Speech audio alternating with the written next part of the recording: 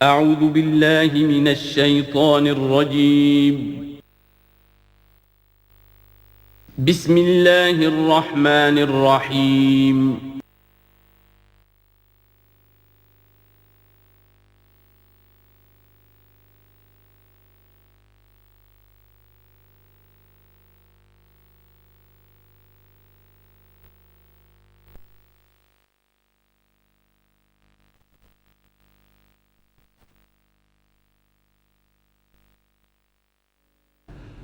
الحمد للہ وکفا والصلاة والسلام علی عبادہ الذین اصطفیٰ خصوصاً علی افضلہم وخاتم النبیین محمد الامین وعلی معین. اما بعد فاعوذ باللہ من الشیطان الرجیم. بسم اللہ الرحمن الرحیم. رب اشرح لي صدري ويسر لي امري واحلل عقدة من لساني يفقهوا قولي. اللهم ربنا آنس وحشتنا في قبورنا وارحمنا بالقرآن العظيم. اللهم اجعله لنا إماما ونورا وهدى ورحمة. اللهم ذكرنا منه ما نسينا وعلمنا منه ما جهلنا وارزقنا تلاوته آناء الليل وآناء النهار واجعله لنا حجة يا رب العالمین آمین. کل دو نشستوں میں تعارف قرآن کے ضمن میں جن عنوانات پر گفتگو ہو چکی ہے ان میں سے ایک تشنا رہا قرآن حکیم کی ترتیب اور تقسیم. اس کی تدوین کے بارے میں گفتگو ہماری مکمل ہو چکی تھی کہ قرآن حکیم کی تدوین 3 مراحل میں مکمل ہوئی. اولاً خود حضور صلی اللہ علیہ وسلم نے اللہ تعالیٰ ہی کے حکم سے قرآن مجید کو مرتب کر دیا اور اس مرتب شکل میں امت کو منتقل کیا. ترتیب معین ہو چکی تھی لیکن وہ کتابی شکل میں ما بین الدفترین جمع نہیں ہوا. اس کے بعد دوسرا مرحلہ آیا حضرت ابوبکر صدیق رضی اللہ تعالی عنہ کے عہد خلافت کے دوران، جب بہت سے حفاظ شہید ہو گئے جنگ یمامہ میں تو تشویش پیدا ہوئی کہ قرآن حکیم کو کتابی شکل کے اندر مرتب بھی کر لیا جائے، جمع کر لیا جائے. چنانچہ یہ کام حضرت ابوبکر صدیق کے عہد خلافت میں پورا ہو گیا اور اس کے لیے مصحف کا نام حضرت عبداللہ ابن مسعود کی تجویز پر حضرت ابوبکر صدیق رضی اللہ تعالیٰ عنہ نے طے کیا. لیکن اس کے چونکہ ابھی پڑھنے کے انداز میں لوگوں کو کافی آزادی دی گئی تھی کہ اپنے اپنے لہجے کے مطابق لوگ پڑھ سکتے ہیں، تو اس سے محسوس ہوا کہ اب اس کے لکھنے کے انداز میں بھی فرق آ رہا ہے. تو اس لیے ضرورت محسوس ہوئی کہ اس کا ایک اسکرپٹ، ایک رسم الخط جو متفق علیہ ہو، اجماعی ہو، وہ طے کر دیا جائے. چنانچہ یہ تیسرا مرحلہ حضرت عثمان رضی اللہ تعالی عنہ کے عہد خلافت میں طے پایا. اسی لیے اس کو اب مصحف عثمانی کہتے ہیں، اس لیے کہ وہ رسم الخط اب ہمیشہ ہمیشہ کے لیے طے ہے.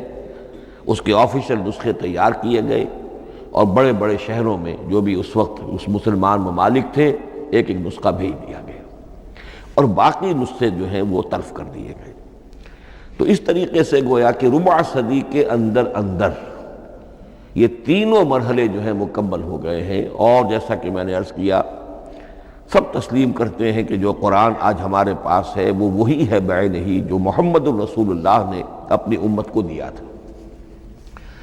البتہ جہاں تک قرآن کی ترتیب اور تقسیم کا تعلق ہے، بعض باتیں تو میں بیان کر چکا ہوں، ان کا صرف اجمالی اعادہ کروں گا. نمبر 1 یہ کہ قرآن کی جو بیسک یونٹ ہے، بنیادی اکائی، وہ آیت ہے.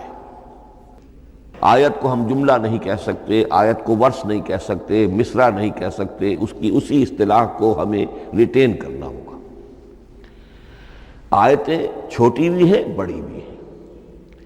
آیتیں صرف حروف مقطعات پر بھی مشتمل ہیں اور مرکبات ناقصہ پر بھی مشتمل ہیں، پورے جملے کی ایک آیت بھی ہے اور کئی جملوں پر ایک آیت بھی مشتمل ہے۔ یہ تمام امور توقیفی ہیں، یعنی حضور صلی اللہ علیہ وسلم کے بتانے پر موقوف علیہ ہیں۔ ان میں کسی کے اجتہاد کو، کسی منطق، کسی گرامر، کسی نحو، کسی بیان کے کسی اصول کو کوئی دخل نہیں۔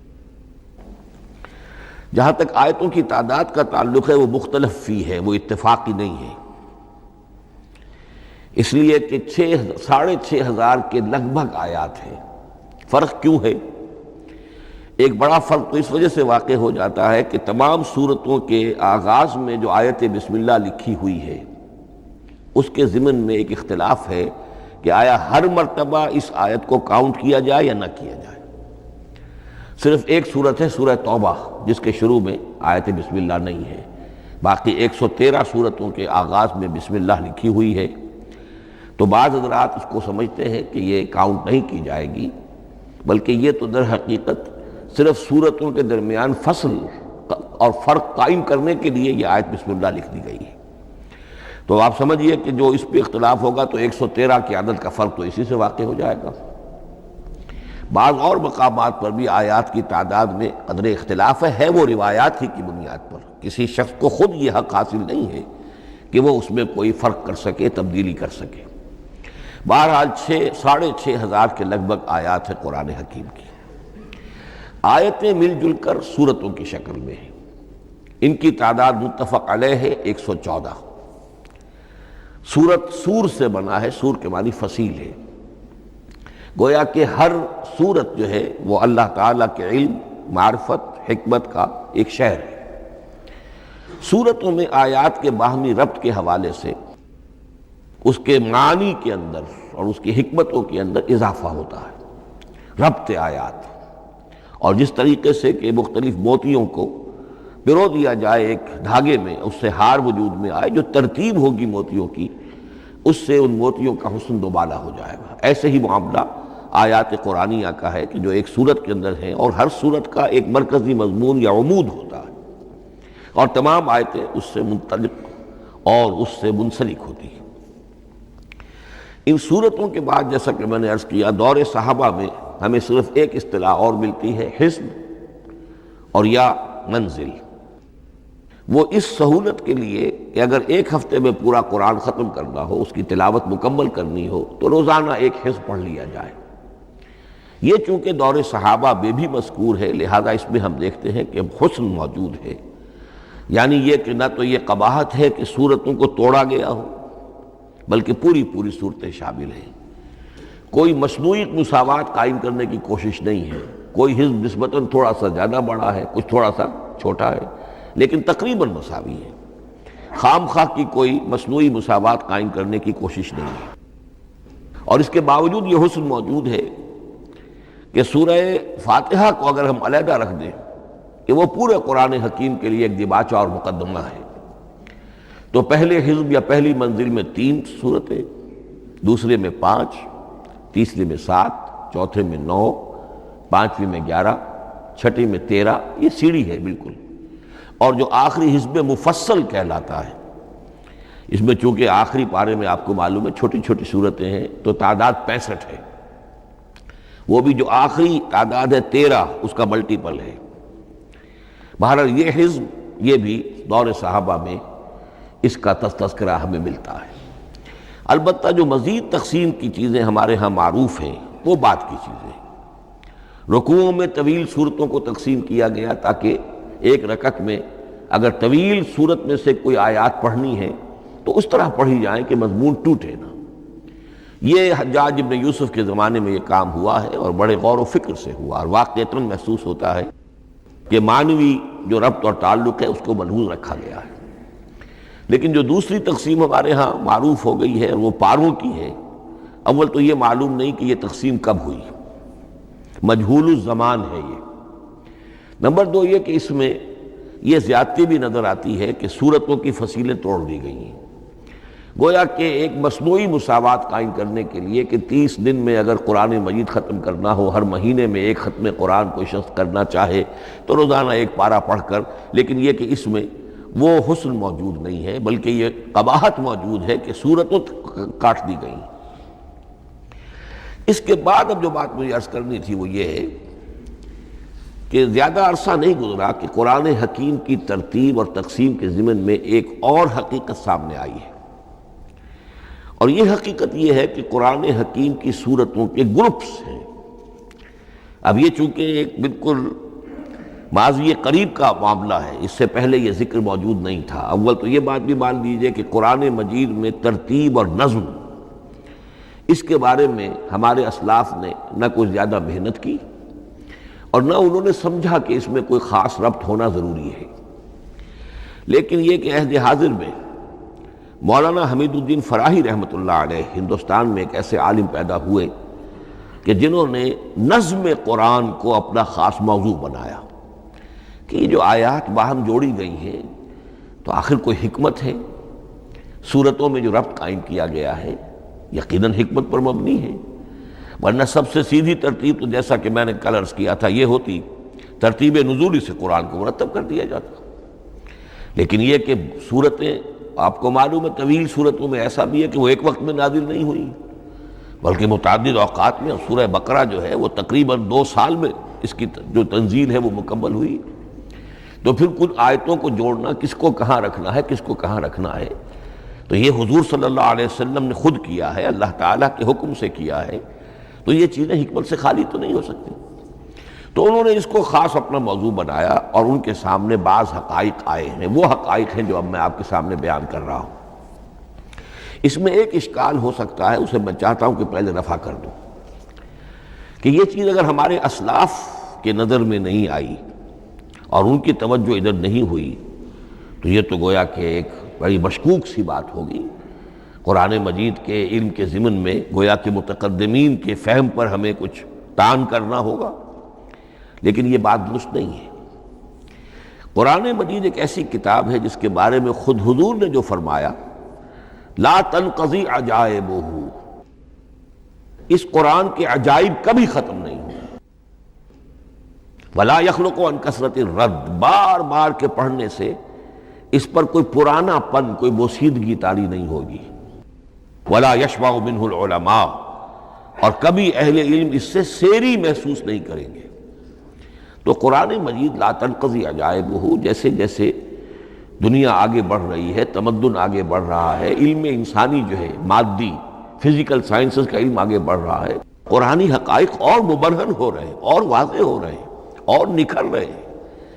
بہت سی باتیں ہمارے اسلاف کے علم میں نہیں آ سکتی تھی، اس لیے کہ ابھی انسانی معلومات کا دائرہ بہت ہی محدود تھا۔ ذوالقرنین کون تھے؟ اب چونکہ تاریخ مفسرین کے علم میں نہیں تھی تو سکندر اعظم کو سمجھا گیا کہ ذوالقرنین ہے، حالانکہ سکندر کی شخصیت اور ذوالقرنین کی وہ شخصیت جو قرآن میں بیان ہوئی ہے دونوں میں کوئی مناسبت ہے ہی نہیں۔ اسی طریقے کا معاملہ یہ کہ نظم قرآن کا ایک پہلو کہ جو ابھی پوری طریقے سے آشکارا نہیں ہوا تھا، یہ دور وہ ہے کہ جس میں اللہ کی فضل و کرم سے وہ بات بھی اب کھل کر سامنے آئی ہے، اور اس سے در حقیقت توثیق ہو رہی ہے حضور کے اس فرمان کی کہ لا تنقضی عجائبہ، اس کے عجائب کبھی ختم نہیں ہوں گے۔ انسان محنت کرے گا، کوشش کرے گا، یہ ہیروں کی ایک ایسی کان ہے جس میں سے اور ہیرے نکلتے چلے جائیں گے۔ اس کے ضمن میں ایک بات تو میں نے آپ سے کل عرض کر دی تھی اور آج پھر بھی کہی ہے، سورتوں میں بھی ایک ربط ہے، آیات جو سورتوں کے اندر جوڑی گئی ہیں، پھر سورتیں اکثر و بیشتر جوڑوں کی شکل میں ہیں۔ اس کے کچھ مثالیں بھی کل میں نے آپ کو دی تھی۔ قرآن مجید کی ایک آیہ مبارکہ ہے وَمِن كُلِّ شَيْءٍ خَلَقْنَا زَوْجَيْنِ لَعَلَّكُمْ تَعْقِلُونَ یا لَعَلَّكُمْ تَذَكَّرُونَ، مجھے پوری طرح یاد نہیں ہے۔ ہم نے ہر شے کو جوڑوں کی شکل میں پیدا کیا، اگرچہ اس کو چونکہ قرآن مخلوق نہیں ہے ہم اس پر اس کا اطلاق نہیں کریں گے، لیکن من کل شیء خلقنا زوجین، اس میں اس قدر کیٹیگوریکل سٹیٹمنٹ ہے کہ معلوم ہوتا ہے کہ یہ اصول اتنا اللہ تعالیٰ کے ہاں اتنا پسندیدہ ہے کہ قرآن مجید کی صورتوں میں بھی یہ صورتوں کے بھی جوڑوں کی شکل میں ہونا یہ بہت ہی اظہر من الشمس ہے۔ بعض جگہوں پر تو اظہر من الشمس ہے، بعض جگہوں پر ذرا تدبر کر کے بات معلوم ہوتی ہے۔ البتہ کہیں کہیں آپ کو نظر آئے گا کچھ منفرد صورتیں بھی ہیں، اور ان میں سے بعض یا جب دوران ترجمہ یہ چیزیں آئیں گی تو اب میں صرف اس وقت حوالہ دے سکوں گا، بڑی تیزی سے ہمیں چلنا ہوگا، اس وقت میں چاہتا ہوں کہ ذہن میں یہ حقائق بیٹھ جائیں۔ بعض جگہوں پر آپ دیکھیں گے تین تین صورتوں کے گروپ ہیں، ان میں سے دو کے مابین تو نسبت زوجیت کامل ہے، بلکہ یہ سمجھ لیجئے نسبت زوجیت کہتے کس کو ہے؟ دو چیزیں مل کر کسی مقصد کی تکمیل کریں، ان دونوں میں ایسی نسبت ہونی چاہیے ریسیپروکل کہ وہ ایک دوسرے کی تکمیل کے لیے اور کسی مقصد کے حصول کے لیے ان کے مابین ایک تعلق قائم ہو، یہ زوجیت ہے۔ اسی طریقے سے قرآن مجید میں جب صورتیں آتی ہیں جوڑوں کی شکل میں تو کسی مضمون کا ایک رخ وہ ایک صورت میں آ جائے گا، اس کا دوسرا رخ دوسری صورت میں آ جائے گا، اور دونوں مل کر جسے ہم کہتے ہیں تصویر کے دونوں رخ، وہ رخ مکمل ہو جائیں گے، بات پوری ہو جائے گی۔ البتہ بعض جگہوں پر ہے تین تین صورتوں کے سب گروپس ہیں۔ میں اس معاملے میں گروپ کا لفظ ریٹین کر رہا ہوں اس لیے کہ قدیم تو یہ تصور تھا نہیں، جدید اصطلاح ہے، تو اس میں چونکہ اب بہت سے الفاظ انگریزی زبان کے اب اردو میں آ گئے ہیں کہ اس کی جگہ کوئی اور بہت ہی کوئی کوشش کر کے لفظ آیا جائے تو وہ شاید زیادہ عام فہم نہیں ہوگا یا عام فہم ہے۔ تو گروپس اور سب گروپس، چھوٹے گروپ بڑے گروپ، تو یہ چھوٹے گروپ جو ہے تین تین صورتوں کے، ان میں سے دو کے مابین تو نسبت زوجیت بتمام و کمال ہوگی اور تیسرے کی حیثیت ضمیمے کی ہوگی۔ اس کی مثالیں بعد میں آئیں گی۔ البتہ یہ جو ضمیمے ہوتے ہیں خود ان کے یا جو دوسری منفرد صورتیں ہیں خود ان میں آپ کو فصل کے ساتھ نسبت زوجیت مل جائے گی۔ اس سے آگے چلیے، اب اصل ہے وہ شے جس کو میں آج چاہتا ہوں بیان کرنا۔ قرآن حکیم کی صورتوں کی ایک گروپنگ اس اعتبار سے سامنے آئی، کچھ صورتیں مکی پھر مدنی پھر مکی پھر مدنی پھر مکی پھر مدنی پھر مکی پھر مدنی، ایسا کیوں ہے؟ بڑی قابل غور بات ہے، اس میں کوئی حکمت ہے؟ اور عجیب بات یہ سامنے آئی، اس اعتبار سے بھی قرآن کے 7 گروپ بنتے ہیں، ہر گروپ میں ایک یا ایک سے زائد مکی صورت اور پھر ایک یا ایک سے زائد مدنی صورتیں، ایک گروپ پورا ہو گیا۔ دوسرے گروپ میں پھر ایک یا ایک سے زائد مکی صورت، پھر ایک یا ایک سے زائد مدنی صورتیں، وہ پھر گروپ مکمل ہو گیا۔ یہ گروپ بھی قرآن حکیم میں 7 ہے۔ یہ گروپ جو ہے قرات کے لیے نہیں ہے، یہ گروپ جو ہے معنوی تقسیم ہے، غور و فکر کے اعتبار سے، کہ ہر گروپ کا ایک عمود ہے، ایک مرکزی مضمون ہے، اور جس طریقے سے صورتیں دو مل کر ایک مضمون کی تکمیل کرتی ہیں، اسی طرح ہر گروپ کی مکی اور مدنی صورتیں مل کر ایک بڑے مضمون کی تکمیل کرتی ہیں۔ اس طریقے سے گویا کہ یہ قرآن مجید میں 7 گروپ ہیں بڑے بڑے، جو کہ جس میں کہ صورتیں جو ہیں وہ جمع کی گئی ہیں۔ مثلا میں اب آپ کو اشارتاً بتا دوں، پہلے گروپ میں سورہ مکی جو ہے وہ صرف ایک ہے، سورہ فاتحہ، تعداد میں تو ایک ہے، وہ اپنے حجم کے اعتبار سے چھوٹی بھی ہے لیکن بہت بھاری صورت ہے۔ وَلَقَدْ آتَيْنَاكَ سَبْعًا مِنَ الْمَثَانِي وَالْقُرْآنَ الْعَظِيمِ، محض اس صورت کو بھی قرآن عظیم کہا گیا ہے۔ لیکن ایک صورت مکی سورہ فاتحہ، پھر 4 طویل ترین صورتیں مدنی، بقرہ، آل عمران، نساء، مائدہ۔ دوسرے گروپ میں 2 صورتیں مکی، 2 مدنی، الانعام، الاعراف مکیات، الانفال، التوبہ مدنیات۔ تیسرا گروپ چلتا ہے، 14 صورتیں مسلسل چلی جا رہی ہیں مکی، سورہ یونس سے، سورہ یونس، سورہ ہود، سورہ یوسف، سورہ رعد، سورہ ابراہیم، چلتے جائیے، سورہ حجر، سورہ نحل، سورہ بنی اسرائیل، سورہ کہف، سورہ مریم، سورہ طٰہٰ، سورہ انبیاء، سورہ حج اور سورہ مومنون، 14 صورتیں۔ اب آئی ایک مدنی صورت، سورہ نور، یہ تیسرا گروپ مکمل ہو گیا۔ چوتھے گروپ میں بھی یہی بات آپ کو نظر آئے گی، الفرقان سے سورہ سجدہ تک 8 صورتیں مکی ہیں، اور پھر ایک صورت آتی ہے سورۃ الاحزاب، وہ مدنی ہے۔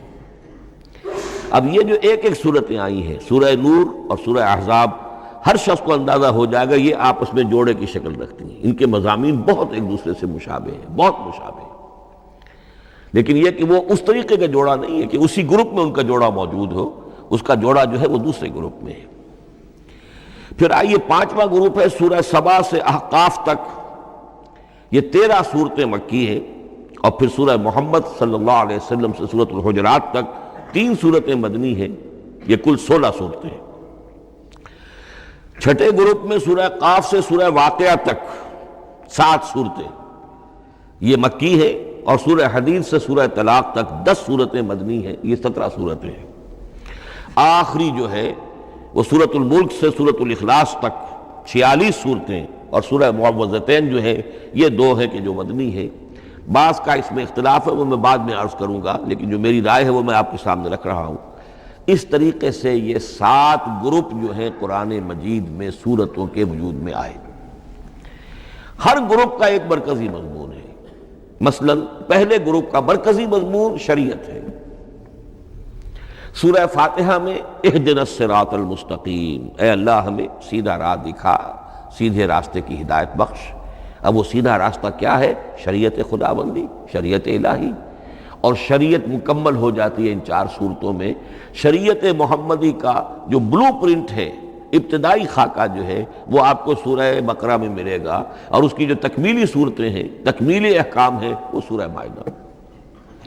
اس کے علاوہ اس گروپ میں جو زیادہ زور ہے وہ سابقہ امت مسلمہ سے گفت و شنید۔ سابقہ امت مسلمہ میں یہودی اور نصارہ دونوں شامل ہیں۔ اب ان پر جرح بھی ہے، ان پر تنقید بھی ہے، ان کو ملامت بھی ہے، ان کو ان کی قرارداد جرم ان کے خلاف جو ہے وہ بھی دی گئی ہے، اور پھر یہ کہ ان کو معزول کر کے اور نئی امت کو اس مقام پر نصب کرنے کا اعلان ہے، اور ان کو بڑی زوردار دعوت ہے کہ اب محمد پر ایمان لاؤ اور قرآن پر ایمان لاؤ صلی اللہ علیہ وسلم۔ یہ پہلا گروپ ہے۔ اسی طریقے سے ہر گروپ کا، اب یہ ساتھ ساتھ جب ہم چلیں گے تو میں تفصیل کے ساتھ بیان کرتا جاؤں گا کہ اس گروپ کا یہ مرکزی مضمون ہے، اور اس طور سے یہ صورتیں آپس میں ایک دوسرے کے ساتھ مربوط ہیں۔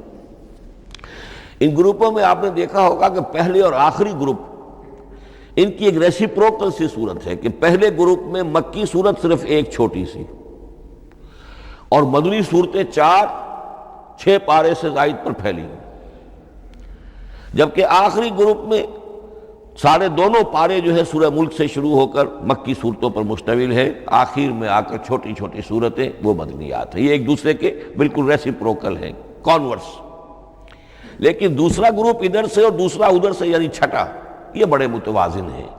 2 صورتیں مکی، 2 مدنی، اور ادھر 7 صورتیں مکی اور 10 مدنی، لیکن 7 صورتیں جو ہیں وہ 3 رکوعوں کی ہیں، ان میں سے ایک 4 رکوع کی بھی ہے، اور اکثر و بیشتر وہ جو دوسری ہے وہ 2 رکوعوں کی ہے، تقریباً متبادل بنتی ہے۔ تو درمیان میں جو ہے ان میں جو مدنی صورتوں کا حصہ بہت کم ہے، اکثر و بیشتر جو ہے وہ مکی صورتیں ہیں۔ ان مکی صورتوں کے اندر بھی جو 6 گروپ تقریباً بنتے ہیں، اس لیے کہ پہلی گروپ کے اندر تو مکی صورت صرف سورہ فاتحہ ہے، تو ان میں سے پہلے 2 گروپوں میں رسالت کا مضمون مرکزی مضمون ہے، درمیانی 2 گروپوں میں توحید کا مضمون مرکزی مضمون ہے، آخری 2 گروپوں میں انذار آخرت کا مضمون مرکزی مضمون ہے۔ آخری صورتیں آپ کو معلوم ہے سورہ قاف سے شروع ہو کر تو پھر یہ انذار آخرت جو ہے ان سب کا مرکزی مضمون ہے۔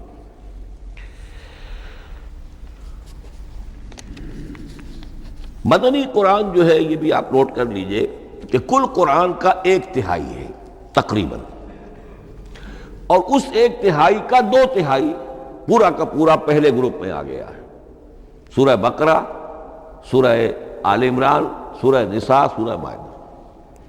باقی تو پھر جا کے سورہ احزاب، سورہ نساء، پھر 3 چھوٹی صورتیں، پھر آخر میں 2 بہت چھوٹی چھوٹی صورتیں، سورہ انفال اور سورہ توبہ۔ لیکن یہ کہ یہ 2/3 جو ہے مدنی قرآن کا حجم بالکل پہلے ہی اس گروپ کے اندر آ گیا ہے۔ اس کی بھی حکمت ہے، کیوں مدنی صورتوں کو پہلے رکھا گیا؟ میرے علم میں نہیں ہے کہ اس موضوع پر کسی شخص نے گفتگو کی ہو سوائے محمد مارمڈیوک پکتھال کے۔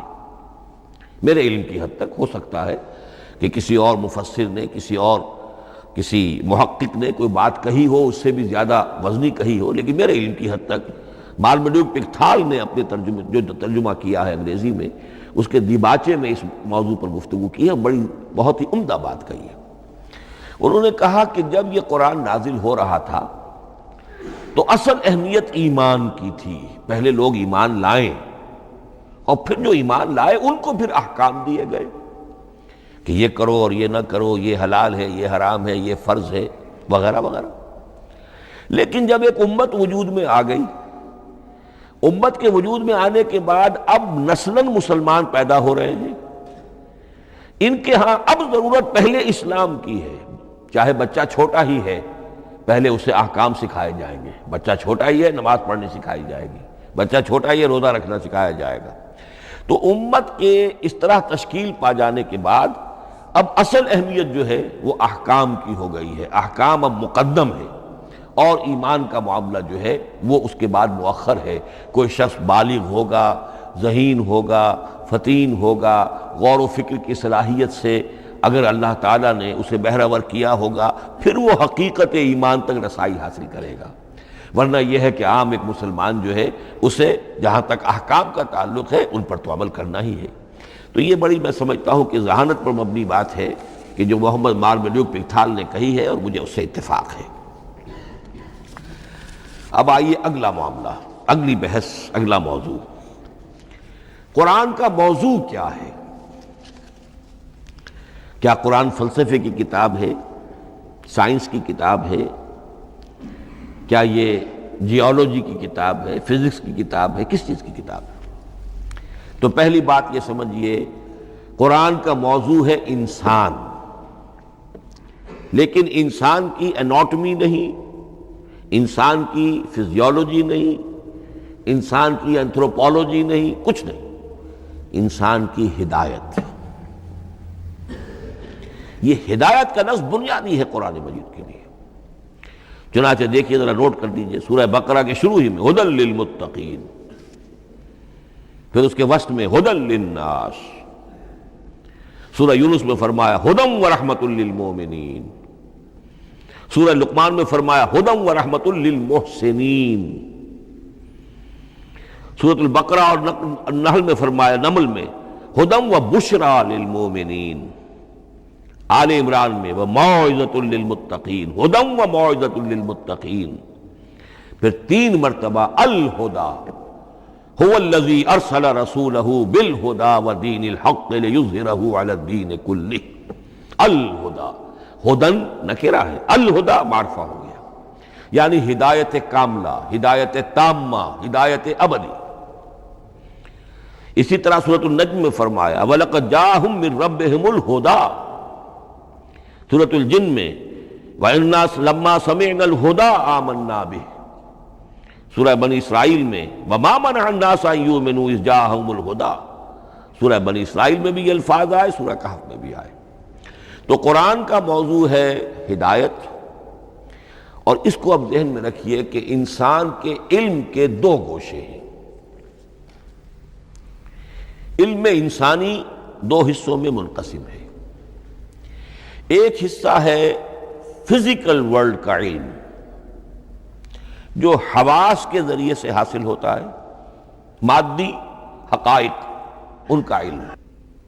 حواس 5 ہمارا دیکھنا، سننا، سونگھنا، چکھنا، چھونا، یہ تمام صلاحیتیں ہیں، ان سے کچھ معلومات حاصل ہوتی ہیں، اور عقل کا یہ کمپیوٹر ان کو پروسیس کرتا ہے، اس سے نتائج نکالتا ہے، نتائج نکال کے سٹور کر لیتا ہے۔ پھر مزید کوئی معلومات حواس کے ذریعے سے حاصل ہوتی ہیں، اب ان کو وہ پھر پروسیس کر کے جو سابق میموری سٹورڈ ہے اس کے ساتھ ریکنسائل کر کے کوئی اور نتیجہ اخذ کرتا ہے۔ اس طرح رفتہ رفتہ رفتہ رفتہ انسان کا یہ علم بڑھتا چلا جا رہا، اور ہم نہیں کہہ سکتے کہ ابھی اور کہاں تک جائے گا۔ آج سے چند 100 سال پہلے بھی انسان تصور نہیں کر سکتا تھا کہ انسانی علم وہاں پہنچ جائے گا جہاں آج پہنچ چکا ہے۔ اس علم کا وحی سے کوئی تعلق نہیں، اس علم کا تعلق ہے علم اسماء سے، جو حضرت آدم میں ودیعت کر دیے گئے تھے بالکل شروع میں۔ سورہ بقرہ کا 4تھا رکوع جو ہے اس کے شروع میں ذکر ہے وَعَلَّمَ آدَمَ الْأَسْمَاءَ كُلَّهَا، اللہ نے آدم کو تمام نام سکھا دیے۔ اور اس کے آخر میں ذکر ہے جب آدم کو اور حوا کو حکم دیا گیا کہ اب زمین میں جا کر اور وہاں کا چارج سنبھالو، تو فرمایا وَإِمَّا يَأْتِيَنَّكُم مِّنِّي هُدًى فَمَن تَبِعَ هُدَايَ فَلَا خَوْفٌ عَلَيْهِمْ وَلَا هُمْ يَحْزَنُونَ۔ وہ علم ہدایت ہے، یہ دو چیزیں بالکل علیحدہ ہیں۔ علم اسماء در حقیقت یوں سمجھیے کہ جیسے آم کی گٹھلی میں پورا آم کا درخت ہوتا ہے، وہی تو گٹھلی ہے جو آپ زمین میں دباتے ہیں، پھر اگر پانی وہاں پڑتا ہے، زمین میں روئیدگی بھی ہے، وہ گٹھلی پھٹے گی، وہ جو اس میں سے دو پتے نکلیں گے، وہ پتے اوپر بڑھیں گے، درخت بنے گا۔ وہ پورا درخت جو ہے آم کی گٹھلی میں موجود تھا، صرف اسے پورا درخت بننے میں 2 سال 3 سال 4 سال لگیں گے، لیکن درخت موجود تھا، پوٹینشلی بالقوہ پورا درخت آم کی گٹھلی میں موجود تھا۔ ایکچولی بالفعل وہ آم کا درخت جو ہے کئی سال کے اندر وجود میں آیا۔ بعین ہی یہ معاملہ ہے، کل مادی حقائق کا کل علم حضرت آدم علیہ السلام کے وجود میں ودیعت کر دیا گیا پوٹینشلی۔ اب اس کی ایکسفولیشن ہو رہی ہے، وہ بڑھتا جا رہا ہے، برگ و بار لا رہا ہے۔ اور یہ علم جو ہے اس کا تعلق جیسا کہ میں نے عرض کیا آسمانی ہدایت سے نہیں ہے، اب یہ خود رو پودا ہے، بڑھتا چلا جا رہا ہے۔ اور کہاں تک پہنچے گا؟ علامہ اقبال نے صحیح تعبیر کی ہے، عروج آدم خاکی سے انجم سہمے جاتے ہیں کہ یہ ٹوٹا ہوا تارا مہ کامل نہ بن جائے۔ علامہ کی زندگی میں تو انسان نے چاند پر قدم نہیں رکھا تھا، لیکن یہ کہ اب تو چاند پر قدم رکھ کر انسان آ چکا۔ تو عروج آدم خاکی سے انجم سہمے جاتے ہیں کہ یہ ٹوٹا ہوا تارا مہ کامل نہ بن جائے۔ یہ ہے انسانی علم۔ اس انسانی علم کے ساتھ اگر وہ علم وہی علم ہدایت نہ ہو تو یہ علم جو ہے بجائے خیر کے شر بن جاتا ہے۔ آج وہ شیطانی قوت بن چکا ہے، وہ علم ہلاکت کا سامان بن چکا ہے، تباہی کا ذریعہ بن چکا ہے۔ لیکن اس کے ساتھ دوسری بات ضروری تھی جو کہ وحی کے ذریعے سے آنے والا علم تھا، فَإِمَّا يَأْتِيَنَّكُم مِّنِّي هُدًى فَمَن تَبِعَ هُدَايَ فَلَا خَوْفٌ عَلَيْهِمْ وَلَا هُمْ يَحْزَنُونَ۔ یہ علم الہدایت جو ہے یہ در حقیقت قرآن حکیم میں آ کر مکمل ہو گیا ہے۔ اس کے لیے بھی میں چاہتا ہوں کہ بات آپ سمجھ لیں، اس میں جو ارتقاء ہوا ہے، پہلی کتابیں نازل ہوئیں ان میں بھی ہدن تو تھی، کل بھی میں نے آپ کو آیت سنائی تھی سورہ مائدہ کی، اِنَّا أَنزَلْنَا التَّوْرَاةَ فِيهَا هُدًى وَنُورٌ، ہم نے تورات نازل کی تھی، اس میں ہدایت بھی تھی، نور بھی تھا۔ اسی رکوع میں 7واں رکوع ہے وہ سورہ مائدہ کا، انجیل کے بارے میں، فِيهَا هُدًى وَنُورٌ، اس میں بھی ہدن بھی تھی، ہدایت بھی تھی، نور بھی تھا۔ لیکن یہ ہدایت اور یہ نور درجہ بدرجہ ترقی کر رہا ہے، یہاں تک کہ کامل ہوا ہے، قرآن میں آ کر الہدا بن گیا ہے۔ اب یہ ہدن نہیں، الہدا، کامل ہدایت نامہ۔ اس کی وجہ کیا ہے؟ دیکھیے، ایک بچے کو اگر آپ تعلیم دینا چاہتے ہیں تو اس کی ذہنی سطح کو ملحوظ رکھے بغیر تو نہیں دے سکتے۔ آپ چاہے پی ایچ ڈی استاد رکھ دیں کسی بچے کے لیے، بچہ بھی پرائمری کی تعلیم پا رہا ہے، وہ پی ایچ ڈی کا استاذ کیا کچھ پلا دے گا اس کو، کیا پڑھا دے گا اس کو؟ اس کی اپنی استعداد جو ہے ابھی اتنی کم ہے کہ اسی کی مناسبت سے اسے تعلیم دی جائے گی، رفتہ رفتہ وہ آگے بڑھے گا، یہاں تک کہ وہ اپنے پوری عقل کے اور شعور کی پوری شدت اور قوت کو پہنچ جائے گا، بلوغت کو پہنچ جائے گا۔ اب اسے آخری علم پڑھایا جائے گا، اب اسے فلسفہ پڑھایا جائے گا، پہلے وہ ہسٹری پڑھ رہا تھا، اب فلسفی آف ہسٹری پڑھے گا۔ اس حوالے سے تدریجاً اللہ تعالیٰ نے تورات میں صرف احکام ہے، حکمت ہے ہی نہیں، انجیل میں حکمت ہے، احکام ہے ہی نہیں، دونوں مل کر ایک بات کو مکمل کرتی ہیں۔ تورات میں صرف احکام ہے، حکمت ہے ہی نہیں۔ جیسے کہ میں نے عرض کیا تھا، بچے کو آپ بتا دیتے ہیں بھئی روزہ ٹوٹ جاتا ہے اس طریقے سے، روزے کا مطلب یہ ہے اب دن بھر کھانا کچھ نہیں ہے، چاہے بچہ ابھی 6 سال کا ہے، 7 سال کا ہے، 8 سال کا ہے، آپ بتا رہے ہیں احکام تو دے دیے جائیں، یہ کرو یہ نہ کرو، یہ ڈوز ہیں یہ ڈونٹس ہیں۔ تو احکام عشرہ، دی 10 commandments، احکام دیے گئے، حکمت نہیں۔ ابھی حکمت کا تحمل ان کے لیے ممکن نہیں تھا، ابھی وہ عہد طفولیت ہے نوع انسانی کا۔ یوں سمجھیے کہ آج سے 3500 سال قبل کا انسان، 1400 قبل مسیح میں تورات دی گئی ہے حضرت موسیٰ علیہ السلام کو۔ اب یہ 2000 مسیح آنے والا ہے تو 3400 سال پہلے کی بات ہے، تو انسانی ذہن ابھی جس سطح پر تھا، یہاں تک کہ 2000 سال پہلے حضرت مسیح علیہ السلام کے بھی الفاظ انجیل میں موجود ہیں، اب بھی موجود ہیں۔ اپنے حوارین سے آپ نے فرمایا تھا ابھی مجھے تم سے اور بھی بہت سی باتیں کہنی تھیں، مگر ابھی تم ان کا تحمل نہیں کر سکو گے، جب وہ فارقلیت آئے گا تو تمہیں سب کچھ بتائے گا۔ یہ پیشین گوئی تھی محمد الرسول اللہ صلی اللہ علیہ وسلم۔ ابھی تم تحمل نہیں کر سکتے، ابھی 600 برس اور چاہیے تمہاری ذہنی بلوغت کے لیے۔ تو الہدا مکمل ہوا ہے قرآن حکیم میں آ کر۔ البتہ ایک نقطہ اس میں نوٹ کیجئے، قرآن مجید اگرچہ کتاب ہدایت ہے، سائنس کی کتاب نہیں ہے، لیکن اس میں سائنٹیفک فینومینا کی طرف اشارے موجود ہیں۔ چونکہ قرآن مجید ان تمام جو بھی یہ کائناتی حقائق ہیں، ان سب کو آیات الہیہ قرار دیتا ہے۔ ان فی خلق السماوات والارض واختلاف اللیل والنہار والفلک التی تجری فی البحر بما ينفع الناس وما انزل اللہ من السماء من ماء فاحیا بہ الارض بعد موتها وبث فیہا من کل دابۃ وتصریف الریاح والسحاب المسخر بین السماء والارض لآیات لقوم یعقلون۔ یہ سب نشانیاں ہیں اللہ کی، اللہ کی قدرت، اللہ کی عظمت، اللہ کی علم کامل، اللہ کی حکمت بالغہ، سب نشانیاں۔ تو یہ جو فزیکل فینومینا ہیں ان کی طرف قرآن ریفر کرتا ہے۔ بعض حقائق وہ ہے کہ جن کا تعلق ایسٹرونومی سے ہے، کل فی فلک یسبحون، یہ تمام اجرام سماویہ جو ہیں یہ اپنے اپنے مدار میں تیر رہے ہیں، معلوم ہوا ہر شے حرکت میں ہے۔ انسان پر تو ایک دور ایسا گزرا ہے وہ یہ سمجھتا تھا زمین ساکن ہے اور سورج حرکت کر رہا ہے، پھر ایک دور آیا کہا نہیں سورج ساکن ہے، زمین حرکت کرتی ہے، اس کے گرد چکر لگاتی ہے، اور آج ہمیں معلوم ہوا ہر شے حرکت میں، ہر شے۔ سورج کا بھی اپنا ایک مدار ہے، اس میں وہ حرکت کر رہا ہے اپنے پورے کنبے کو لے کر، یہ پورا سولر سسٹم اس کا کنبہ ہے، اس پورے کنبے کو لے کر وہ بھی ایک مدار میں حرکت کر رہا ہے۔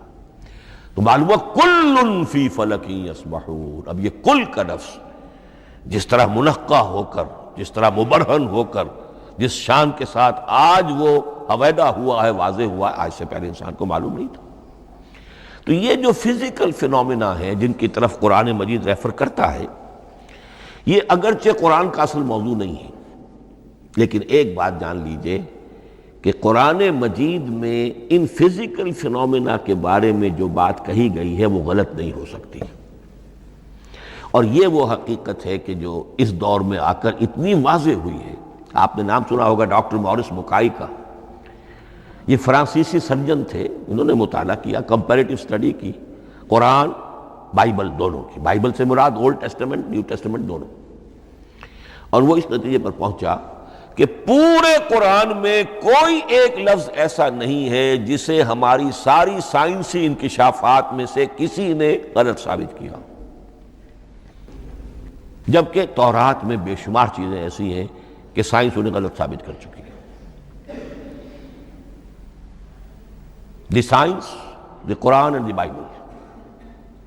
اب یہ بات بڑی اہم ہے، اس کو بڑی خوبصورت انداز میں ڈاکٹر رفیع الدین مرحوم نے کہا ہے کہ یہ کائنات اللہ کا فعل ہے، عمل ہے، اس کی تخلیق ہے، اس کی تدبیر ہے، اور قرآن اللہ کا قول ہے۔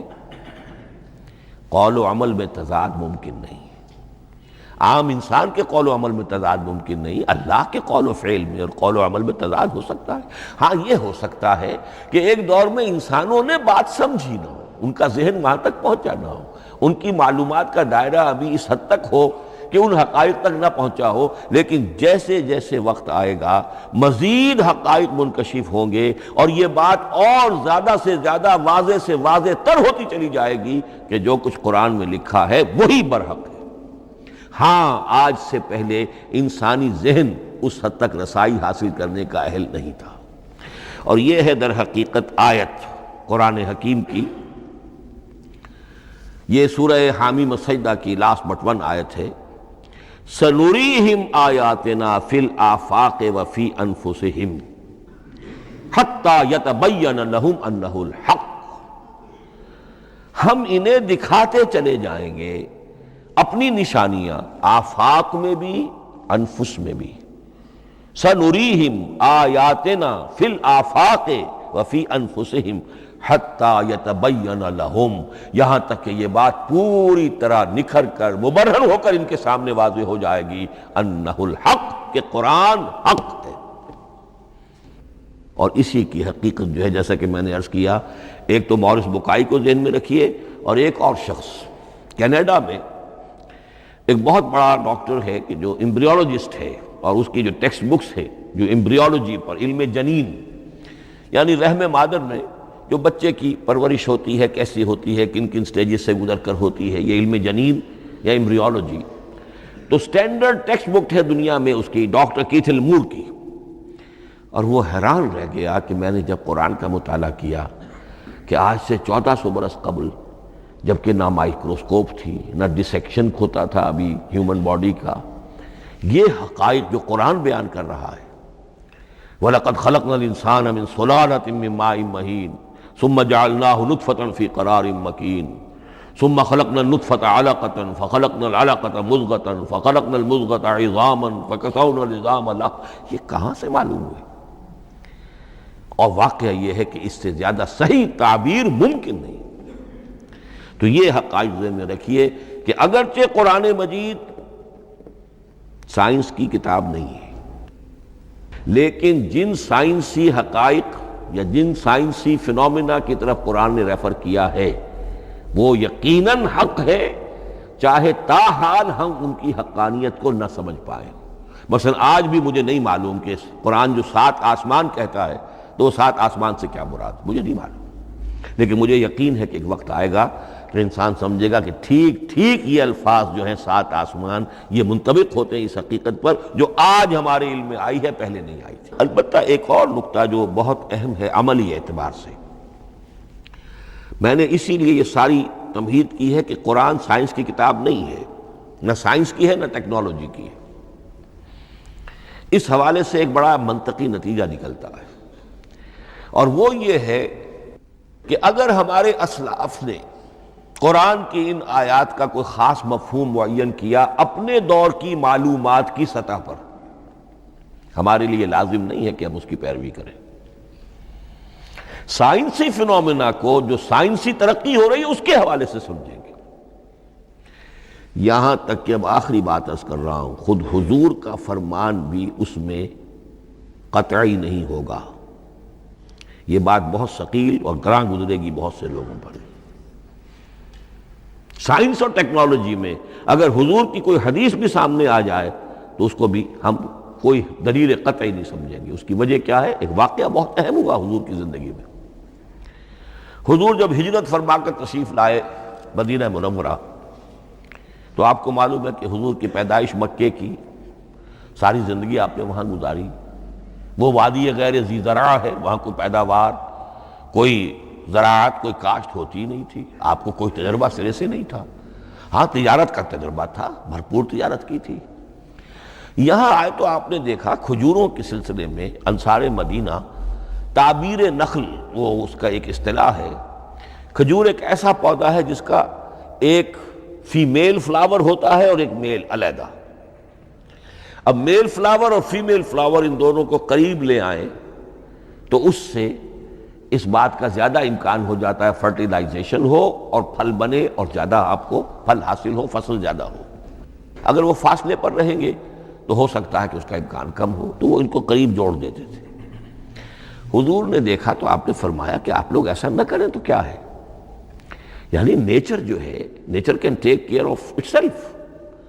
آخر فطرت ہے، فطرت نے یہ ساری چیزیں بنائی ہیں، آپ ایسا نہ کریں تو کیا ہے؟ صرف یہ کہا آپ نے روکا نہیں، لیکن ظاہر بات ہے صحابہ کرام کے لیے رضوان اللہ تعالی علیہ اجمعین حضور کا اتنا کہنا بھی گویا کہ حکم کے درجے، انہوں نے اس سال وہ کام نہیں کیا، فصل کم ہو گئی۔ اب وہ ڈرتے ڈرتے جھجکتے جھجکتے حضور کی خدمت میں آئے۔ حضور آپ نے فرمایا تھا ہم نے وہ نہیں کیا، تعبیر نخل اس سال نہیں کی ہم نے، فصل کم ہوئی ہے۔ آپ نے فرمایا انتم اعلم بامور دنیاکم، اس کا ایک ایک لفظ یاد کر لیجئے، انتم اعلم بامور دنیاکم، اپنے یہ دنیاوی اور مادی معاملات میں تم زیادہ تجربے کار ہو، تم زیادہ حقائق سے واقف ہو۔ میں عالموں کا لفظی ترجمہ یہاں کرنا جو ہے اس کی جرت مجھے نہیں ہو رہی، تم زیادہ واقف ہو ان چیزوں سے، میں یہ چیزیں سکھانے نہیں آیا۔ آپ ٹیکنالوجی پڑھانے نہیں آئے تھے، آپ طب سکھانے نہیں آئے تھے، آپ کوئی اور سائنس پڑھانے نہیں آئے تھے، ورنہ تو ہم شکوہ کرتے کہ آپ نے ہمیں ایٹم بم بنانا کیوں نہیں سکھا دیا پہلے ہی۔ نہیں، یہ موضوع ہی نہیں ہے۔ قرآن کا موضوع معین ہونا چاہیے۔ قرآن کا موضوع انسان کی ہدایت، اس ہدایت کے لیے جس قدر اس کو ضرورت ہے علم کی کہ وہ جو یہ فزیکل فینومینا ہیں ان کے حوالے سے بھی ہدایت حاصل کرے، اس حد تک ان کا تذکرہ ہے۔ لیکن یہ یقین اور ایمان ہونا چاہیے کہ قرآن مجید کے الفاظ میں جو شے مضمر ہے وہ کبھی غلط ثابت نہیں ہوگی۔ یہ ہو سکتا ہے کہ قرآن کی کسی آیت کا کوئی مفہوم ہمارے اسلاف نے 1000 برس پہلے یا 600 برس پہلے سمجھا ہو اور وہ مفہوم غلط ثابت ہو جائے، وہ ایک علیحدہ بات ہوگی، لیکن قرآن مجید کا ٹیکسٹ جو ہے اس کے اندر کہیں ایسی بات نہیں آ سکتی۔ اب آئیے فہم قرآن کے اصول۔ ظاہر بات ہے کہ اس موضوع پر اصول تفسیر پر کوئی مجھے تفصیلی اس وقت گفتگو کرنے کا موقع تو نہیں ہے، البتہ یہ کہ 7 گنتی کر کے چیزیں نوٹ کر لیجئے کہ جس سے قرآن مجید کے فہم میں سہولت حاصل ہوگی۔ پہلی بات وہ جو کسی درجے میں پہلے بھی سامنے آ چکی ہے، قرآن کا اسلوب استدلال منطقی نہیں ہے، فطری ہے۔ ایک ہوتا ہے منطق کی گتھیوں سے اور منطق کے اصولوں سے اور منطق کی دلیلوں سے بات ثابت کی، یہ نہیں۔ قرآن فطرت انسانی کے مطابق بات کرتا ہے۔ ایک ان پڑھ شخص بھی قرآن کو اپنے سے دور یا اپنے آپ کو قرآن سے دور نہیں سمجھے گا اگر ذرا سا وہ قرآن کو سمجھ سکتا بس۔ لیکن یہ ہے کہ قرآن مجید کا جو اسلوب ہے وہ ایک تو یہ کہ منطقی نہیں، فطری ہے، یا اس میں اگر ایک لفظ کا اضافہ کیا جائے خطابی ہے۔ خطابی کیا ہوتا ہے؟ جو میں کل عرض کر چکا ہوں، خطبے کی ایک شان ہوتی ہے، وہ دلیل کے ساتھ ساتھ جذبات سے بھی اپیل کرتا ہے، اور اس میں آپ کو ایک اپنے باطن میں جھانکنے کی دعوت دی جاتی ہے۔ تم ذرا اپنے باطن میں جھانک کر دیکھو۔ بعض آیات ایسی ہیں، بڑی پیاری آیات ہیں، افی اللہ شک فاطر السماوات والارض، بس کیا اللہ کی ہستی میں بھی کوئی شک ہو سکتا ہے جو آسمان اور زمین کا پیدا کرنے والا ہے؟ غور کرو، سوچو۔ تو یہ صرف آپ کے دروں بینی، آپ کو اپنے اندر جھانکنے کی دعوت ہے۔ اسی طرح اَإِنَّكُمْ لَتَشْهَدُونَ أَنَّ مَعَ اللَّهِ آلِهَةً أُخْرَىٰ، کیا واقعتاً تم اس کی گواہی دیتے ہو کہ اللہ کے ساتھ کوئی اور بھی الہ ہے؟ یہ گویا کہ کسی کے آنکھوں میں آنکھیں ڈال کر پیئرسنگ آئیز کے ساتھ کسی سے سوال کرنا، کیا واقعی؟ اور اس میں در حقیقت کون سی ہے پس منظر میں؟ یہ بنائے ہوئے ڈھکوسلے ہیں، ان پر خود تمہارا دل مطمئن نہیں ہے۔ تم کہتے تو ہو یہ ہمارا عقیدہ ہے اور یہ ہماری بات ہے اور یہ ہمارا موروثی عقیدہ ہے، ھذا ما وجدنا علیہ آباءنا، ہم نے آباء، لیکن واقعتاً غور تو کرو، کیا واقعی تم گواہی دیتے ہو کہ اللہ کے سوا کوئی اور الہ بھی موجود ہے؟ اس کو آپ کہیں گے خطابی انداز۔ نمبر 2، قرآن حکیم میں 2 طرح کی آیات ہیں، محکمات اور متشابہات۔ یہ سورہ آل عمران کے شروع میں یہ بہت اہم مضمون جو ہے وہ آ گیا ہے۔ هو الذی انزل علیک الکتاب منہ آیات محکمات ہن ام الکتاب واخر متشابہات، آل عمران آیت نمبر 7۔ اب یہ جو متشابہات ہیں یہ کون سی ہیں اور محکمات ہیں وہ کون سی ہیں، اس کو ذہن میں رکھیے۔ نمبر 1 محکم قطعی، تمام جتنی بھی آیات احکام ہیں وہ محکم ہے، یہ کرو یہ نہ کرو، یہ جائز یہ حرام، آیات احکام محکم، اسی ایک مادے سے لفظ بنا ہے یہ محکم بھی اور احکام حکم۔ البتہ عالم غیب کی ساری خبریں متشابہات میں سے، عالم غیب ہو، عالم ارواح ہو، عالم برزخ ہو، عالم آخرت ہو، ان کے تمام حقائق یہ متشابہات میں سے، ان کو ہم حقیقتاً سمجھ نہیں سکتے، ہمارا تجربہ ہی نہیں، ہمارا وہ مشاہدہ ہی نہیں۔ جیسا کہ ایک حدیث میں آیا ہے جنت کی جو بھی نعمتیں ہیں، ایک تو وہ نعمتیں جن کا ذکر قرآن میں ہے اور ان الفاظ میں ہے جن سے ہم واقف ہیں، اب ان میں تو یہ ہے کہ حور و قصور اور پھل اور یہ اور دودھ اور شہد اور وغیرہ وغیرہ وغیرہ، وہ چیزیں ہم جانتے ہیں، تو وہ بھی حق ہیں، ایسے ہی ہوں گی، اتوب ہی متشابہہ، لیکن یہ صرف نزل ہے، یہ تو ابتدائی مہمان نوازی ہے، نزل من غفور الرحیم۔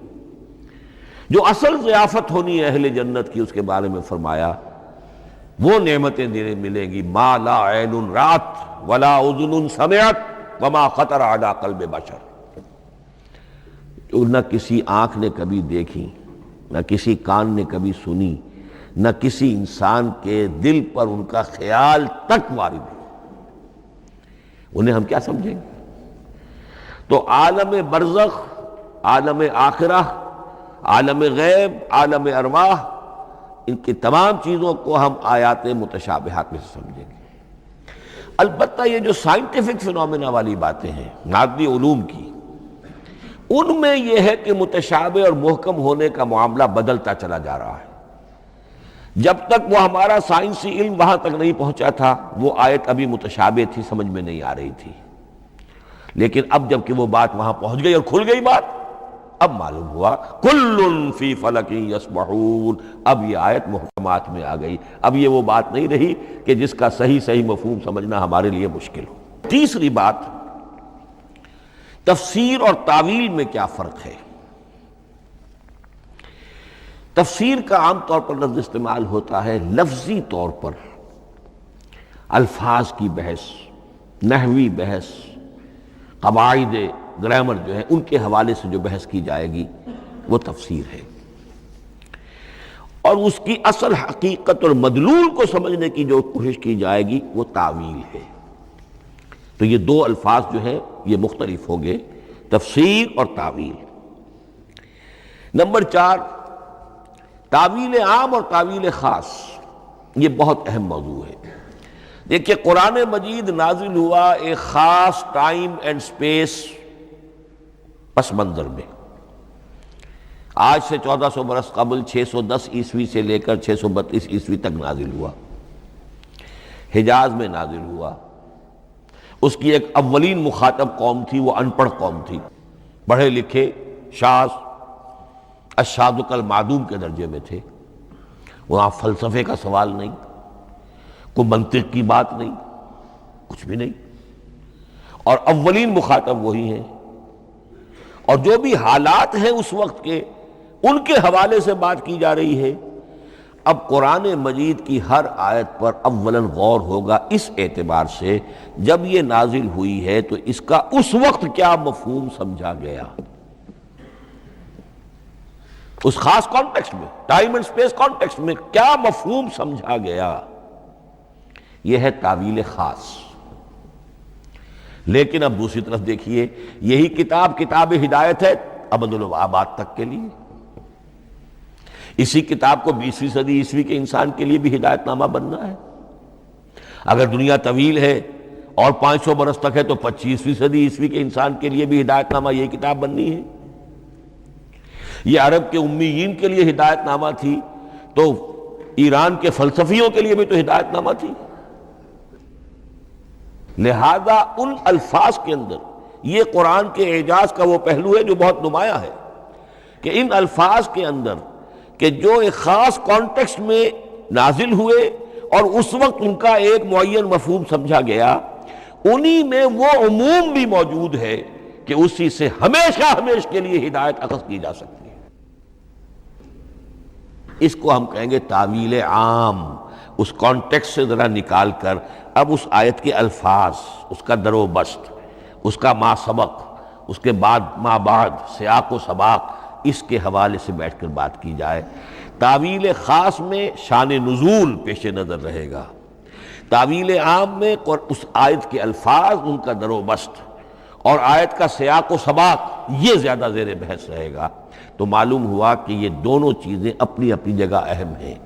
نہ تو انسان صرف تعویل خاص تک اپنے آپ کو محدود کر لے، اگر وہ کرے گا تو گویا کہ وہ صرف اس دور کا قرآن پڑھ رہا ہے، آج کا قرآن وہ نہیں پڑھ رہا۔ قرآن کے اندر تو واقعتاً یہ شان ہے کہ میں جس کے لیے الفاظ یہ استعمال کیا کرتا ہوں کہ ہر دور کے افق پر ایک خورشید تازہ کے مانند طلوع ہوگی یہ کتاب۔ معلوم ہوگا آج کا قرآن ہے، یہ ہمیں آج ملا ہے قرآن، اور گویا کہ آج جو ہمیں مسائل درپیش ہے ان کا حل ہے جو یہ قرآن پیش کر رہا ہے۔ یہ اس کا اعجاز ہے، یہ اس کا کمال ہے۔ اس اعتبار سے نوٹ کیجئے تعویل خاص اور تعویل عام، یہ الفاظ چونکہ بار بار دورہ ترجمہ آئیں گے تو اس لیے میں نے ان اصطلاحات سے چاہا کہ آپ واقف ہو جائیں۔ ایک اور اس میں بات سمجھنے کی ہے تذکر اور تدبر۔ قرآن سے بنیادی ہدایت حاصل کر لینا، اس کے لیے قرآن انتہائی آسان ہے۔ وَلَقَدْ يَسَّرْنَا الْقُرْآنَ لِلذِّكْرِ فَهَلْ مِن مُدَّكِرٍ۔ ذرا سی انسان کو عربی آتی ہو کہ براہ راست قرآن کا مفہوم آپ کے ذہن اور قلب پر نازل ہوتا چلا جائے، بس قرآن کا اصل جو پیغام ہے، جو اس کی اصل ہدایت ہے، اس کی تمثیل یوں سمجھیے کہ سمندر میں اگر کوئی آئل ٹینکر جو ہے ٹوٹ جائے تو میلوں جو آئل ہوتا ہے وہ سطح سمندر کے اوپر پھیل جاتا ہے، سطح پر رہے گا، نیچے تو جائے گا نہیں۔ تو یوں سمجھیے کہ قرآن مجید کا جو لب لباب ہے، لب لباب، وہ اس کی سطح پر موجود ہے، لیکن اس کے یہ مطلب نہیں ہے کہ صرف سطح ہی سطح ہے، اس کی گہرائی فیتم لس، اس کی گہرائی وہ ہے کہ جس کی کوئی حد نہیں۔ اب اس کے لیے تعمق، گہرائی میں غوطہ زنی کرنا، قرآن میں ہو غوطہ زن اے مرد مسلمان، اس کے اعتبار سے یہ دنیا کی مشکل ترین کتاب، اچھی طرح سمجھ لیجیے، اس کی تہ تک پہنچنا ممکن ہی نہیں۔ غلطی سے ہم کبھی کبھی کسی شخص کی مدح کرتے ہوئے کہہ دیتے ہیں فلاں شخص کو قرآن پر بڑا عبور حاصل ہے۔ ایک عالم دین نے یہ الفاظ میرے بارے میں کہہ دیے تھے، میں نے فوراً ٹوک دیا، میں نے کہا آپ کیا، یہ قرآن کی آپ نے گویا کہ قرآن مجید کی شان میں گستاخی کی ہے، قرآن کی توہین کی ہے۔ عبور کہتے ہیں ایک کنارے سے دوسرے کنارے کو چلے جانا، دریا عبور کر لیا، قرآن کے کنارے ہے ہی نہیں، یہ ناپیدا کنار سمندر ہے، اس سمندر کا کوئی کنارہ نہیں، نہ اس کی گہرائی اور نہ اس کے کنارے۔ لہذا پوری زندگی کوئی امام راضی ہو، کوئی زمخشری ہو، کوئی ہو، پوری زندگی کھپا کر بھی وہ یہ نہیں کہہ سکے گا کہ میں نے قرآن مجید کو بتمام و کمال سمجھ لیا ہے۔ معاذ اللہ، معاذ اللہ، معاذ اللہ، ناممکن۔ وراء الورا ثم وراء الورا، یہ ہے تذکر اور تدبر۔ اس کے لیے تو پوری زندگی انسان کھپائے، پورا وقت اس کے لیے لگائے، پوری صلاحیت کھپا دے، تب بھی وہ بہت سی جگہوں پر پھر بھی کہے گا واللہ عالم۔ امام رازی کو بھی نہ معلوم کتنے مقامات پر جا کر یہ کہنا پڑا ہے کہ اللہ بہتر جانتا ہے۔ اعلم ان ھذا المقام مقام غامض عمیق محیب، یہ مقام تو بہت محیب ہے، پرہیبت ہے، بہت گہرا ہے، بہت غامض ہے۔ امام رازی کہہ رہے ہیں، 30 جلدوں میں تفسیر لکھنے والا شخص۔ اقول قولی ھذا واستغفر اللہ لی ولکم ولسائر المسلمین والمسلمات۔